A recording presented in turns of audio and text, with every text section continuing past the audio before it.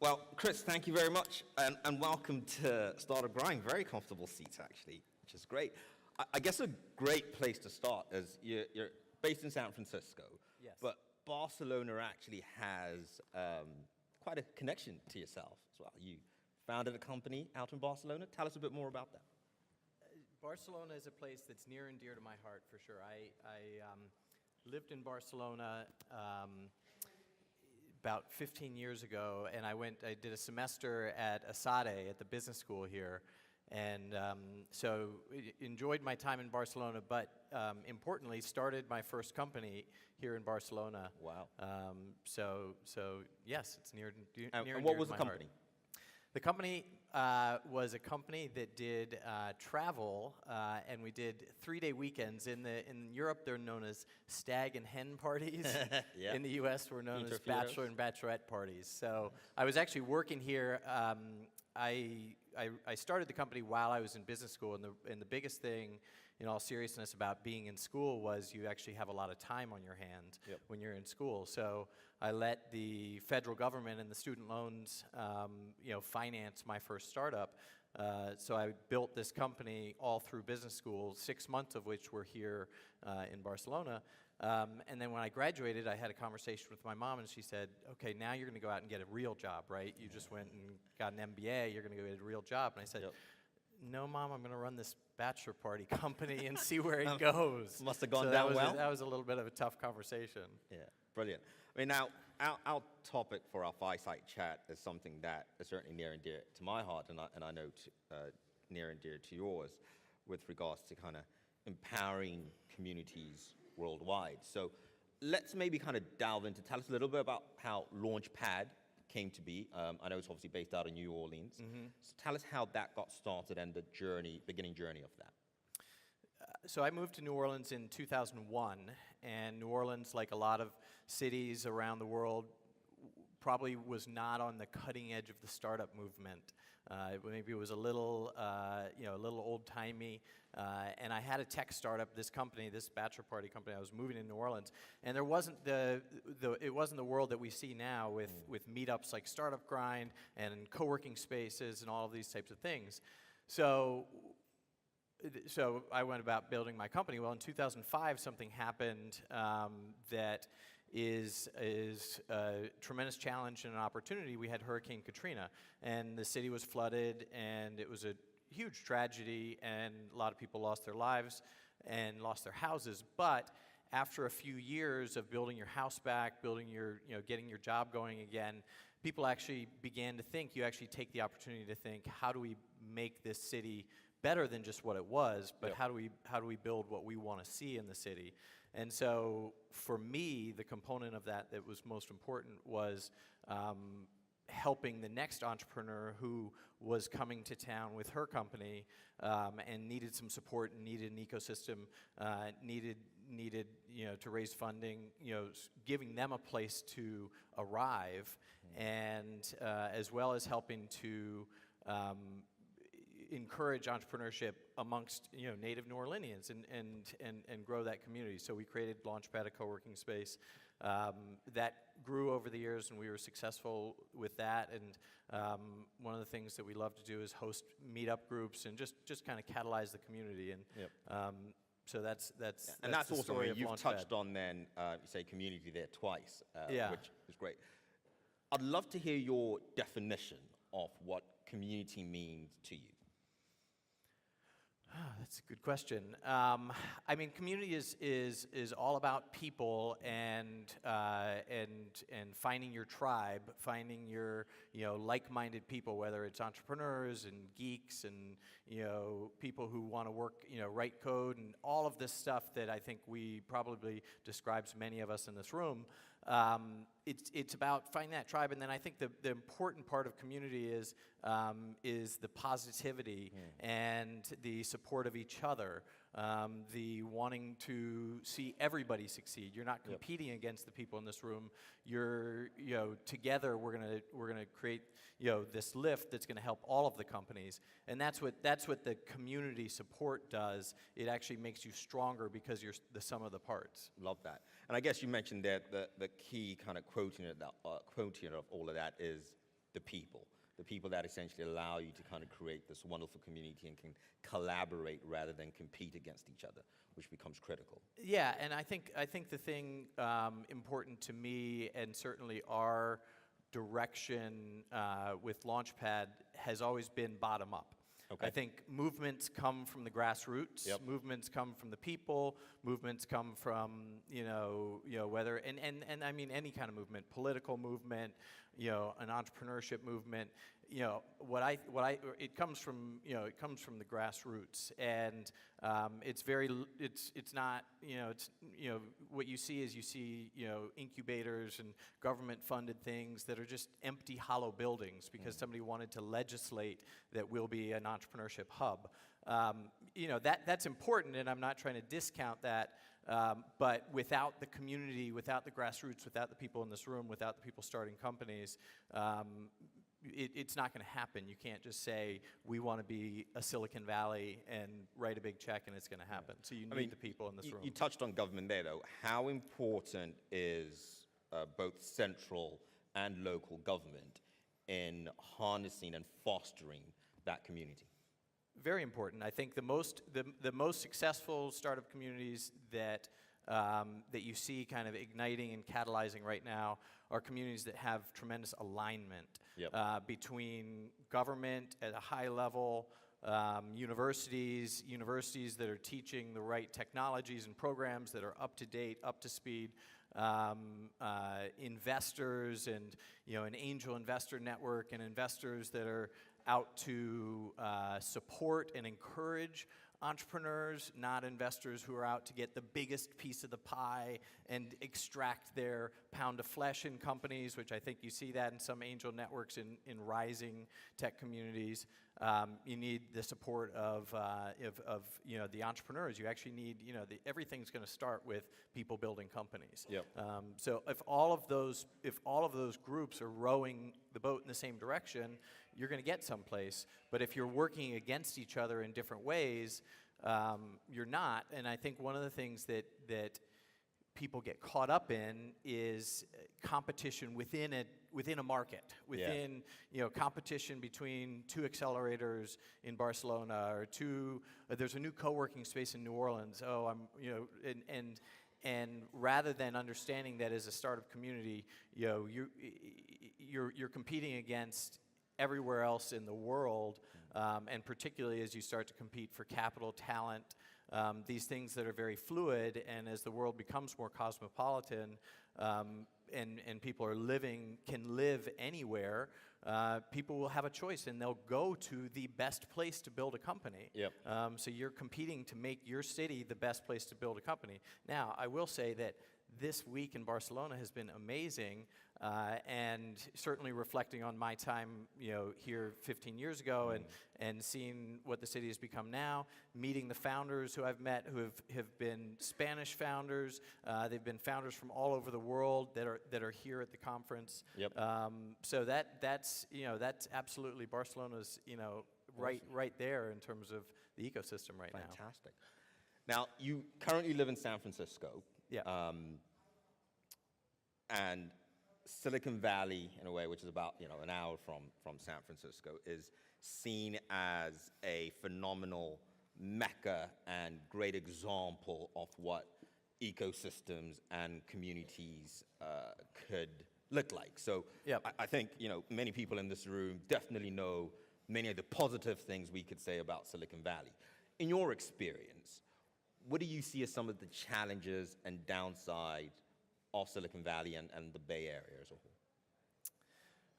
I think that there are, like you said, and I think that there's tremendous amount of information that we all know of why Silicon Valley is a model for entrepreneurship and created this very, very positive flywheel that has created some fantastic companies and companies able to scale. So I think you're right to kind of put that out there.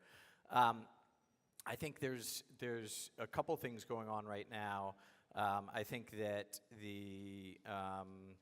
there's challenges in the Bay Area in terms of having created something that drive such economic growth Yep. that you're dealing with challenge of housing and affordability and the ability to understand that a society is not all people who work at Google and Facebook, but a society is made up of many different people that are important to all contribute, but you actually have to be able to live there to do that. So I that think that's essentially form part of that kind of community. yeah, in a just way, community, right? you know, just community beyond the tech community. Yep. You know, and that's I don't know that there's a right answer, but there has to be a way. If I put it this way, if Silicon Valley becomes a place where you have to be rich and you have to be able to afford an apartment and to be able to live there, it's going to lose a lot of what has made it a magical place, because you need creators, you need artists, you need chefs, you need people who want to drive a taxi. You need that in a city. So that's one challenge. I don't want to. There's other challenges as well. I think that Silicon Valley is a vanguard for leadership and has become a vanguard for leadership. It wasn't always looked at that way. You look back at some of the pictures of Bill Gates and Steve Jobs in the 80s and 90s. Like they weren't like rock stars then, and management books weren't being written about the way companies were being built in Silicon Valley. It has become that way in the last 10 or 20 years. So what we are doing now is we are applying a standard to Silicon Valley that we've always expected, that is, hey, how do we get rid of some of the bias that's built into our mechanisms, and we underestimate minorities, we underestimate women, and we need to be able to build a system that nurtures and supports everyone who wants to be an entrepreneur, as well as in management. You have power structures and power dynamics that are unfortunate, and results in sexual harassment and people taking VCs or people in power taking advantage of a position that they shouldn't be. This goes on in every industry, and this goes on all around the world, and Silicon Valley, I think, needs to hold itself very accountable and to a higher standard, but it's not just happening in Silicon Valley and nowhere else. Silicon Valley is under a microscope But I guess right now. the opportunity, though, lies that, particularly in the tech space, whether it is Silicon Valley or in Barcelona, that you're driven by innovation. So how can we then become innovative with the solutions behind diversity, or the solutions behind certain biases that people have, or the wealth gap, and really just kind of fostering an equitable community? Or is equity in a community impossible? Well, I think there's a couple pieces there. One, the last point on sort of where Silicon Valley is, I think Silicon Valley is kind of at the end of a cycle. Okay. And the end of a cycle is where you get a lot of maybe the bad actors, or the people who are not there for the right reasons. Right. They're not the geeks and the coders and the people who are actually wanting to create something. They're the financiers that are coming in to finally take this company public and extract money from that transaction, all that. That all needs to be part of the ecosystem, but we're at that end of the phase cycle. So actually what I think is most interesting going on is some of the conversations I've been having with startups yesterday and startups here, but there's a lot of work going on, in different areas of innovation, AI and machine learning, that we're not even hearing about yet. And so that the fertile ground and the most interesting part is when the next cycle starts. So we're gonna see more like busts of on-demand company for this or that or whatever. That's fine. Ignore that. Move on to what's coming next, and that's going to be where the interesting thing is. And as soon as some of these companies start going bust and are not making money, that always clears out some of the people that are in Silicon Valley for the wrong reasons. I mean, and I guess it's the people question again. So what does the communities of the future look like? I think incredibly globally connected. I think Yep. that's one of the things that with Launchpad we're trying to do as a strategy is we think about our workspaces as communities and building a global network. Yep. Because it isn't sustainable to outsource all of the technological innovation around the world to Silicon Valley, and that's already not happening anymore. And you look at the rise of China, you look at what China's doing in Africa, you actually have to go further. I think that the technology kind of community and world of the future is going to be much more distributed. Yep. There's going to be innovation hubs, that exist. Like in Barcelona, will be one of them. But the challenges that technology is solving and that startups are solving are going to be applied much more broadly, around the world. In fact, Africa is a continent that I'm particularly excited about. In my You were last born two- in Nigeria. I was born in Nigeria, Yeah. and my last 2 investments have been in Nigerian companies. Yep. And you look at this opportunity to, create, infrastructure and opportunity and commerce in a city like Lagos, Nigeria, that within our lifetime will be the largest city in the world. Yep. 50 million, or there's different projections for how many million people will live there. 20 to 25 million people already do. Yep. You think about what that's going to go through within our lifetime. There's huge opportunity there. I mean, and then tying in very nicely with kind of conversation on Africa. At the beginning of our conversation, you spoke of tribes, right? And how essentially kind of communities are a collection of tribes. How do you know as an individual which tribe you should belong to? Is it a combination of I should join a multitude of communities and that kind of spray and pray approach, or kind of come down with a strategy of really defining, well thought through, what type of community I'd like to be a part of? Yeah, I think that's a great question because it sort of speaks to what I care about. The conversations I most enjoy are with a early stage entrepreneur who has an idea or has a product, has started to build something, but is trying to kind of find their way and navigate it because it's so confusing, and you're just trying to make it happen. So I think Startup Grind, I was telling Derek last night, Startup Grind is the best meetup going right now, so keep There you going go. to Startup Round of Grind applause for that events. one. I like that, Buzz. Thank you. So events like Startup Grind, finding your community there, but I think if you align your interests and what you're trying to learn about, so it is educational. One of the things I talk about at Launchpad is, I love hosting meetups there, but I want more, the balance of education and beer drinking. Sometimes meetups are just too much beer drinking, and you actually want to learn something. Beer drinking is important, don't get me wrong. But I think if you can align your interests with people who care about you, I think that's the bottom line. Is a community is like I was saying earlier, we're trying to lift each other up. We're trying to make each other successful. Yeah. We're not competing with everybody else in this room, but you actually, the core value of give first. I mean, I think that really means something in that if you take it on yourself and everybody else takes it on the room to try to help each other, it actually is that's where a community is really gonna add value to. Absolutely. You might learn something, but you're actually gonna get advanced in what you're gonna be advanced in what you're trying to achieve when you're in a community like that. So I would seek those out, and sure, spray and pray at first and tap things, but then boil it down to something that really means something to you.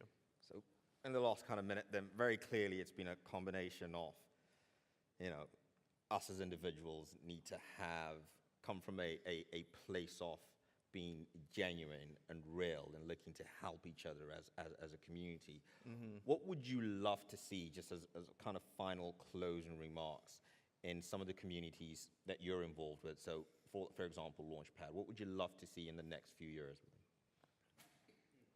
Well, I think of Launchpad as a community of first believers. One of the things I love doing is telling somebody that they can do it.